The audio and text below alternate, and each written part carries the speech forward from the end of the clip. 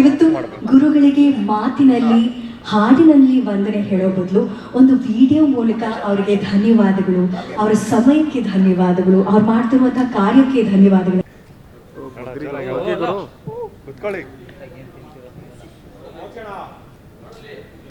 ಗುರುಗಳನ್ನ ವೇದಿಕೆಗೆ ಬರಮಾಡ್ಕೊಳ್ಳುವಾಗ ನಾನು ಒಂದು ಮಾತು ಹೇಳಿದ್ದೆ, ಅವರು ಯುವ ಪೀಳಿಗೆಗೆ ಒಂಥರ बहुत प्रसन्नता है कि सनातन धर्म की परंपराओं को ध्यान में रखते हुए सनातन धर्म के आचरण को हृदय में जागृत करते हुए और युवाओं तक सनातन धर्म को पहुंचाने के माध्यम को इस गाने के माध्यम से युवाओं को एक चेतना जागृत होगी. ಜಗದ್ಗುರು ಆದಿಶಂಕರಾಚಾರ್ಯನ ನೆನೆಸ್ಕೊಳ್ತಾ ಇಲ್ಲಿ ಬಂದಿರೋ ಎಲ್ಲರಿಗೂ ನಮಸ್ಕಾರ. ಮುಖ್ಯವಾಗಿ ಗುರೂಜಿ ಬಂದು ಈ ಹಾಡನ್ನು ರಿಲೀಸ್ ಮಾಡಿರೋದು ಅಣ್ಣ ಹೇಳ್ದಂಗೆ ನಾವು ಅಂದ್ಕೊಂಡೇ ಇಲ್ಲ. ಈ ಸಿನಿಮಾನೇ ಎಲ್ಲರನ್ನೂ ಕರ್ಕೊಂಬರ್ತಾ ಇದೆ. ಆ್ಯಂಡ್ ಈ ಹಾಡೇ ನೋಡಿ ನಾವು ಯೋಚನೆ ಮಾಡಿಲ್ಲ, ಇಷ್ಟು ದೊಡ್ಡ ಗುರೂಜಿ ಇಂಡಿಯಾನ ಒಂದು ಶಕ್ತಿ, ಇವರು ಆ ಭಾರತ ದೇಶದ ಒಂದು ಶಕ್ತಿ ಬಂದು ಈ ವೇದಿಕೆ ಮೇಲೆ ನಮ್ಮ ಕನ್ನಡ ಹಾಡನ್ನ ರಿಲೀಸ್ ಮಾಡೋದು ನಾವು ಭಗವಂತನ ಕಂಪ್ಲೀಟ್ ಆಶೀರ್ವಾದ ಅಂತ ಅನ್ಕೊಂಡ್ವಿ. Thank you so much Guruji, ಬಹುತ್ ಧನ್ಯವಾದ Guruji, thank you. And Vijay Prakash sir thank you. ಅವ್ರು ತುಂಬ ಬ್ಯುಸಿ ಇದ್ದರು. ಚೆನ್ನೈಯಿಂದ ನೈಟ್ ರೆಕಾರ್ಡಿಂಗ್ ಮಾಡಿ, ನೈಟೆಲ್ಲ ಟ್ರಾವೆಲ್ ಮಾಡಿ, ಬೇರೆ ಯಾವುದಿದ್ರೂ ರೆಸ್ಟ್ ಮಾಡಿಬಿಟ್ಟಿರೋರು ಮನೇಲಿ. ಬಟ್ ನನಗೋಸ್ಕರ ಅವರು ಏನು ರೆಸ್ಟ್ ಮಾಡದೆ ಎಲ್ಲರಿಗೂ ಬಂದಿದ್ದಾರೆ. Thank you so much sir. And your voice made it so beautiful. And ಈ ಥರ ಹಾಡುಗಳನ್ನ ಬರೆಯೋಕ್ಕೆ ಕನ್ನಡದಲ್ಲಿ ಏಕೈಕ ವ್ಯಕ್ತಿ ನಾಗೇಂದ್ರ ಪ್ರಸಾದ್ ಸರ್. ಬರೀ ಈ ಥರ ಹಾಡುಗಳಲ್ಲ, ಎಲ್ಲ ಹಾಡುಗಳು, ಬಟ್ ಈ ಥರದ ಒಂದು ಹಾಡನ್ನು ಬರೆಯೋಕ್ಕೆ ಯಾವ ಕಂಪೋಸರ್ಗೂ ಇನ್ನೊಂದು ಹೆಸರು ತಲೆಗೆ ಹುಟ್ಟೋದಿಲ್ಲ. ಬಟ್ ಅದು ನಮ್ಮ ಸೌಭಾಗ್ಯ.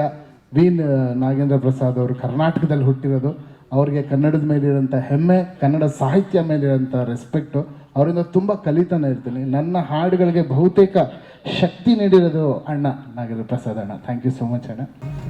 ಮೊದಲನೇದಾಗಿ ಸ್ವಾಮೀಜಿಯವರ ಪಾದಕ್ಕೆ ನಮಸ್ಕರಿಸುತ್ತಾ, ರಮೇಶ್ ರೆಡ್ಡಿ ಅವರೇ, ಅರ್ಜುನ್ ಜನ್ಯ, ಹೆಗಡೆ, ನಾಗೇಂದ್ರ ಪ್ರಸಾದ್, ವಿಜಯ್ ಪ್ರಕಾಶ್ ಅವರು, ಯಾರು ಗೊತ್ತಿಲ್ಲ, ಐ ಥಿಂಕ್ ಎಲ್ಲರಿಗೂ, all the media peoples, satellite and press media ಇಬ್ಬರೂ, ಪ್ರಿಂಟ್ ಮೀಡಿಯಾ ಇಬ್ಬರಿಗೂ ನಮಸ್ಕಾರ ಮಾಡ್ತಿದ್ದೀನಿ. ಈ ಸಿನಿಮಾ ಬಗ್ಗೆ ಫಸ್ಟಿಂದ ನಾನು ಹೇಳ್ತಾ ಬಂದಿದ್ದೀನಿ. ಫಸ್ಟು ಕತೆ ಹೇಳಿದಾಗ ಸೇಮ್ ಸ್ಟೋರಿ ರಿಪೀಟ್ ಆಗೋದು ಬೇಡ. ಬಟ್ ಇವತ್ತು ಅರ್ಜುನ್ ಜನ್ಯ ಇವರು ಬರೀ ಕರ್ನಾಟಕ ಮಾತ್ರ ಅಂದರು, ಇಲ್ಲ ಭಾರತ ದೇಶದಲ್ಲಿ ಒಂದು ಒಳ್ಳೆಯ ನಿರ್ದೇಶಕ ಆಗ್ತಾರೆ ಅನ್ನೋ ಒಂದು ಭರವಸೆ ನನಗಿದೆ. ಅದೇನೋ ಗೊತ್ತಿಲ್ಲ, ಅದೇನು ಧೈರ್ಯ ಅಂತ ನನಗೆ ಗೊತ್ತಿಲ್ಲ. ಬಟ್ 100% ಈ ಸಿನಿಮಾ ನಾಗೇಂದ್ರ ಪ್ರಸಾದ್ ಈ ಲಿರಿಕ್ಸ್ ಬರೆದಿರೋದು ಇದೊಂದು ಭಾವನೆ, ಇದು ಇಟ್ಸ್ ಅ ಫೀಲಿಂಗ್. ಇದು ಆರ್ಡಿನರಿ ಸಾಂಗಲ್ಲ ಇದು. ಅವ್ರು ಹೇಳಿದ್ರು ಸಾಂಗ್ಗಳು ಯಾವ ಸಾಂಗ್ಗಳು ಬೇಕಾ ಬರಿಬೋದು, ಬಟ್ ಸಿನಿಮಾಗೆ ಪೂರ್ವಕವಾಗಿ ಒಂದು ಭಾವನೆನ ತರೆದಿದೆಯಲ್ಲ, ಇದ್ರ ಸಾಕಷ್ಟು ವಿಷಯ ಇದೆ. ನನ್ನ ಲೈಫಲ್ಲಿ ನಾನು ಇದು ಅನುಭವಿಸಿದ್ದೀನಿ. ಲಾಸ್ಟ್ ಇಯರ್ ಗೊತ್ತು ನಿಮಗೆ, ಪದೇ ಪದೇ ಹೇಳೋದು ಬೇಡ.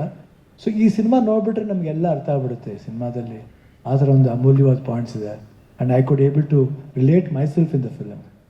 ಆ್ಯಂಡ್ ಸ್ವಾಮೀಜಿಯವ್ರು ಹೇಳಿದ ಮಾತು ಅಷ್ಟೇ, ಈ ಸಿನಿಮಾ ಭಾರತ ದೇಶದಲ್ಲೇ ಟ್ರೆಂಡ್ ಆಗಬೇಕನ್ನೋದು ನಮ್ಮ ಆಸೆ. ನಮಸ್ಕರಿಸ್ತಾ, ಶಿವಣ್ಣ ತಮ್ಮ ಸಮ್ಮುಖದಲ್ಲಿರೋದು, ಅಕ್ಕ ತಮ್ಮ ಸಮ್ಮುಖದಲ್ಲಿರೋದು, ಮತ್ತು ನಮ್ಮ ರಾಜ್ಯದ ಎಲ್ಲ ದಿಗ್ಗಜರಲ್ಲಿದ್ದಾರೆ, ನಿಮ್ಮ ಪತ್ರಿಕೆ ಎಲ್ಲ ಸ್ನೇಹಿತರಲ್ಲಿದ್ದಾರೆ, ಮಾಧ್ಯಮದ ಸ್ನೇಹಿತರು, ಎಲ್ರಿಗೂ ನಮಸ್ಕಾರ.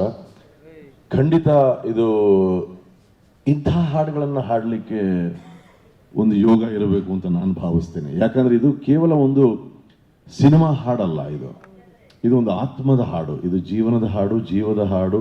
ಮತ್ತು ಅದರ ಹಿಂದೆ ಏನೋ ಒಂದು ಶಕ್ತಿ ಇರುತ್ತೆ, ಒಂದು ಪ್ರೇರಣೆ ಇರುತ್ತೆ. ಇಂಥ ಹಾಡುಗಳನ್ನು ಬರೀ ಮನರಂಜನೆಗೆ ಅಂತ ಯಾರೂ ಕೇಳಾರಲ್ಲ. ನಾನು ಬಹಳ ಗೌರವಿಸುವಂತಹ ವ್ಯಕ್ತಿತ್ವ, ಸಂಗೀತ ನಿರ್ದೇಶಕರಾದಂತಹ ಅರ್ಜುನ್ ಜನ್ಯ ಅವರು ಈ 45 ಸಿನಿಮಾ ಏನಿದೆ, ಇದು ಸುಮ್ಮನೆ ಒಂದು ಸಿನಿಮಾ ಅಂತ ಅವರು ಮಾಡ್ತಿಲ್ಲ. ಅವರ ಇಡೀ ಜೀವನದ ಒಂದು ಕನಸು ಇದು ಅನ್ನಿಸ್ತಾ ಇದೆ ನನಗೆ. ಯಾಕಂದರೆ 200 ಸಿನಿಮಾಗಳಿಗೆ ಸಂಗೀತ ಮಾಡಿರುವಂಥ ವ್ಯಕ್ತಿ ಹಗಲು ರಾತ್ರಿ ಒಂದು ವಿಷಯದ ಹಿಂದೆ ಇಷ್ಟೊಂದು ಏಕಾಗ್ರತೆಯಿಂದ ಕೆಲಸವನ್ನು ಮಾಡ್ತಾ ಇದ್ದಾರೆ ಅಂದರೆ ಅವರಿಗೂ ಶಿವನ ಪ್ರೇರಣೆ ಇದೆ ಅಂತ ನನಗನ್ಸುತ್ತೆ. ಯಾಕಂದರೆ ನಾನು ಈ ಸಿನಿಮಾ ತುಣುಕುಗಳನ್ನು ನೋಡಿದ್ದೀನಿ. ಇದು ಕೇವಲ ಸುಮ್ಮನೆ ಹೋಗ್ಬಿಟ್ಟು ಥಿಯೇಟ್ರಲ್ಲಿ ಟಿಕೆಟ್ ತೊಗೊಂಡು ಒಂದು ಸಿನಿಮಾ ಅಲ್ಲ, ಇದು ತಮ್ಮನ್ನು ಯಾವುದೋ ಒಂದು ಲೋಕಕ್ಕೆ ಕರ್ಕೊಂಡು ಹೋಗೋದು. ನಾನು ಹೇಳ್ದಂಗೆ ಅಂತಹ ಒಂದು ದೊಡ್ಡ ವಿಷಯವನ್ನು ಇಲ್ಲಿ ನಮ್ಮ ಅರ್ಜುನ್ ಜನ್ಯ ಅವರು ತರ್ತಾ ಇದ್ದಾರೆ. ಅಂಥ ಸಿನಿಮಾಗೆ ಯಾರಾದರೂ ಹಾಡ್ಬೋದಿತ್ತು, ಆದರೆ ಅವ್ರಿಗೊಂದು ಪ್ರೇರಣೆ ಶಿವನೇ ಕೊಟ್ಟನೇನೋ ಬಹುಶಃ ನಾನು ಹಾಡಬೇಕು ಅಂತ ನನಗನ್ಸುತ್ತೆ. ಯಾಕಂದರೆ ಈ ಕಥೆ ಆ ರೀತಿದು, ವಿಷಯ ಆ ರೀತಿದು. ಗುರುಗಳ ಪಾದಾರವಿಂದಕ್ಕೆ ಪೊಡಮಾಡುತ್ತಾ, ಹಾಗೆ ನಮ್ಮ ಪ್ರೀತಿಯ ಶಿವಣ್ಣ ಮತ್ತು ಗೀತಕ್ಕ ಅವ್ರಿಗೆ ನಮಸ್ಕಾರ. ಚಿತ್ರದ ಮತ್ತು ಬಂದಿರುವ ಎಲ್ಲ ಮಾಧ್ಯಮ ಮಿತ್ರರೇ, ಬಂಧುಗಳೇ, ನಾನು ಏನೇನು ಹೇಳಬೇಕು ಅಂತಿದ್ನೋ ಅದನ್ನೆಲ್ಲ ವಿಜಯ್ ಪ್ರಕಾಶ್ ಸರ್ ಹೇಳಾಯಿತು.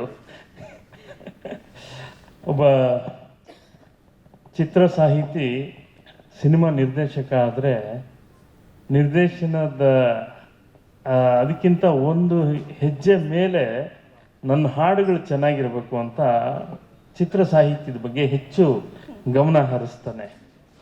ಅದಕ್ಕೆ ಉದಾಹರಣೆ ನಾನು ಇದ್ದೀನಿ, ಭೀಮನ್ ಅವರವರು ಇದ್ದಾರೆ, ಭಾಳಷ್ಟು ಜನ ಇದ್ದಾರೆ.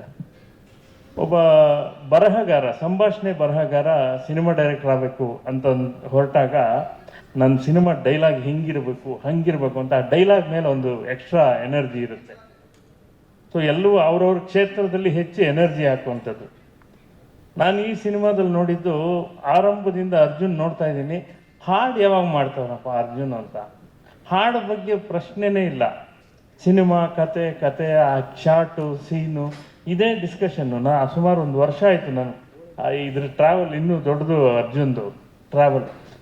ನೋಡ್ತಾ ಅಣ್ಣ ಈ ಶಾರ್ಟ್ ಇದೇನು ಯಾವುದೋ ಒಂದು ಟ್ರೈಲರ್ ಮಾಡಿದ್ವಿ, ಶೂಟಿಂಗು ಇದು ಬರೀ ಅದೇ, ಸರಿ ಹಾಡು ಬಗ್ಗೆ ಏನು ಹೆಚ್ಚು ತಲೆ ಕೆಡಿಸ್ಕೊಂಡಿಲ್ಲ ಅಂತ. ಆಮೇಲೆಲ್ಲ ಸಿನಿಮಾ ಎಲ್ಲ ಆಯಿತು.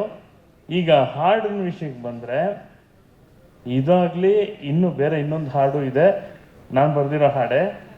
ತುಂಬ ನಾನು ಕೇಳಿ ಯೂಶ್ವಲಿ ಯಾವ್ದಾದ್ರು ಒಂದು ಹಾಡು ಬರೆದು ಅದು ಹಾಡಾದ್ಮೇಲೆ ಹೆಚ್ಚು ಅದನ್ನು ನಾವು ಎಂಜಾಯ್ ಮಾಡೋಕ್ಕೆ ಹೋಗೋದಿಲ್ಲ. ಮತ್ತು ಬೇರೆ ಹಾಡು ಬರೆಯುವಾಗ ಅದೇನೋ ನಮ್ಮನ್ನು ಡಿಸ್ಟರ್ಬ್ ಮಾಡುತ್ತೆ ಅಂತ. ಬಟ್ ನಾನು ಕೇಳಿ ಆ ಹಾಡು ಕಳಿಸಿ ಅರ್ಜುನ್, ಹಾಡು ಕಳಿಸಿ ಅಂಥೇಳಿ ಕಳಿಸ್ಕೊಂಡು ಕೇಳಿ ಎಂಜಾಯ್ ಮಾಡಿದಂಥ ಹಾಡು 45 ಸಿನಿಮಾ ಹಾಡು. ಮಾಧ್ಯಮದವ್ರಿಗೆ ನಮಸ್ಕಾರ. ಇವತ್ತು ಏನು ಮಾತಾಡಬೇಕು ಅಂತ ನನಗೆ ಆಗ್ತಾಯಿಲ್ಲ. ಯಾಕಂದರೆ ಈ ನಮ್ಮ 45 ಚಿತ್ರ ಯಾರನ್ನು ಕರ್ಕೊಂಬರ್ತಾ ಇದೆಯೋ ಬೆಂಗಳೂರು ನನಗೊಂದು ಗೊತ್ತಾಗ್ತಾ ಇಲ್ಲ. ಸ್ವಾಮೀಜಿಗೆ ಒಂದೇ ಒಂದು ಮಾತಾಡಿದ್ದು, ಸ್ವಾಮಿ ಈ ಥರ ಈಶ್ವರಂದು ಒಂದು ಸಾಂಗ್ ಇದೆ, ನೀವು ರಿಲೀಸ್ ಮಾಡಿ ಸ್ವಾಮಿ ಅಂತ. ಆರ್ಯಪ್ಪ ಆರೆ ಬೇಟ ಅಂದರು. ಅಂದರೆ ಈ ಪಿಕ್ಚರು ಎಷ್ಟು ಪವರ್ಫುಲ್ಲಾಗಿ ಎಲ್ಲನೂ ಕರ್ಕೊಂಬರ್ತಾ ಇದೆ ಅಂತ. ಅವರಿರೋ ಡೆಲ್ಲಿಯಲ್ಲಿ, ಹರಿದ್ವಾರು ಡೆಲ್ಲಿಯಲ್ಲಿ, ಅವ್ರಿಗೆ ಟೈಮೇ ಇಲ್ಲ. ನಾನು ಒಂದೇ ಒಂದು ಸಲ ನಾನು ಹೋಗ್ಬಿಟ್ಟು ಸ್ವಾಮಿ ರಿಕ್ವೆಸ್ಟ್ ಮಾಡ್ಕೊಂಡು ಬನ್ನಿ ಅಂದರೆ ಡೈರೆಕ್ಟ್ ಆಯ್ತಪ್ಪ ನಾನು ಬರ್ತೀನಿ, ಬಂದು ನಿಮ್ಗೆ ಸಾಂಗ್ ಮಾಡಿಬಿಟ್ಟು ಹೋಗ್ತೀನಿ ಅಂತೇಳಿ ಬಂದರು. ಸ್ವಾಮಿ ಧನ್ಯವಾದ ಸ್ವಾಮಿ, ಧನ್ಯವಾದ. ಮತ್ತು ಇನ್ನು ನಾನು ಶಿವಣ್ಣ ಬಗ್ಗೆ ನಾನೇನು ಹೇಳೋಕ್ಕಾಗಲ್ಲ. ಶಿವಣ್ಣ ಗೀತಾಕಾರರು ಇವಾಗೂ ಫಸ್ಟು ಸ್ಟಾರ್ಟಿಂಗಿಂದ ಎಂಡಿಂಗ್ವರೆಗೂ ಅವ್ರು ಸಪೋರ್ಟ್ ಮಾಡ್ತಾ ಇದ್ದಾರೆ. ಮತ್ತು ಈ ಸಾಂಗ್ ಆಡಿದವರು ನಮ್ಮ ಪ್ರಕಾಶ್ ಸರ್ ನಮಸ್ಕಾರ ಸರ್. ಇಲ್ಲ ಸರ್, ಇದು ಸಾಂಗು ಫುಲ್ ನಿಲ್ಲತ್ತೆ ಸರ್, ಇಂಡಿಯಾದಲ್ಲಿ ನಿಲ್ಲತ್ತೆ ಸರ್ ನಿಮ್ಮದು ಕಂಠ ಇದು. ಸರ್ ನಮಸ್ಕಾರ ಸರ್. ಹಾಂ ಸರ್. ಸರ್ ಚೆನ್ನಾಗಿ ಬರ್ತಿದ್ದೀರಾ ಸರ್, ನಿಜವಲ್ಲೂ ತುಂಬ ಸಂತೋಷ ಆಯಿತು. ಇನ್ನು ಇವತ್ತು ಉಪೇಂದ್ರ ರಾಜ್ಬಿಸೆಟ್ ಇದ್ದಿದ್ರೆ ತುಂಬ ಸಂತೋಷ ಆಗ್ತಾಯಿತ್ತು ನಮಗೂ, ಅರ್ಜುನ್ ಸರ್ಗೆ. ಇವತ್ತು ಒಂದು ನನಗೆ ಗೊತ್ತಿದ್ದಂಗೆ ಇವಾಗ ನಮ್ಮ ಹಿಂದೂ ಧರ್ಮದಲ್ಲಿ ಒಂದು ಹಬ್ಬ ಥರ ನಮ್ಗೆ ಇವಾಗ ಅನ್ಸುತ್ತೆ ಸರ್. ದೈವಿಕ ಅನುಭವ ಇವತ್ತು ಕ್ರಿಯೇಟ್ ಮಾಡಿದ್ದು ನಮ್ಮ ಮಹಾರಾಜ್ ಶ್ರೀಜಿಯವರು. ಅವ್ರಿಗೂ ಮತ್ತೊಮ್ಮೆ ತುಂಬು ಹೃದಯದ ಧನ್ಯವಾದಗಳು. ಇಷ್ಟ ಅದ್ಭುತವಾದದಿಂದ ಜಗತ್ ಪ್ರಸಿದ್ಧಿಯಾಗಲಿ ಅಂತ ನಾವು ಕೂಡ ಆಶಿಸ್ತೀವಿ. ಅವರೇ ಹೇಳಿದಾಗೆ ಪ್ರಕಾಶಮಾನವಾಗಿ ವಿಜಯ್ ಪ್ರಕಾಶ್ ಅವ್ರು ಹಾಡಿರೋ ಈ ಹಾಡು ಬೆಳಗುತ್ತೆ ಅಂತ ಹೇಳಿದ್ರು, ಆ ರೀತಿಯಾಗಲಿ ಅಂತ ವಿಶ್ ಮಾಡ್ತೀವಿ ಮತ್ತೊಂದು ಸಲ. ಗ್ಯಾರಂಟಿ ನ್ಯೂಸ್, ಸುದ್ದಿ ಖಚಿತ, ನ್ಯಾಯ ನಿಶ್ಚಿತ.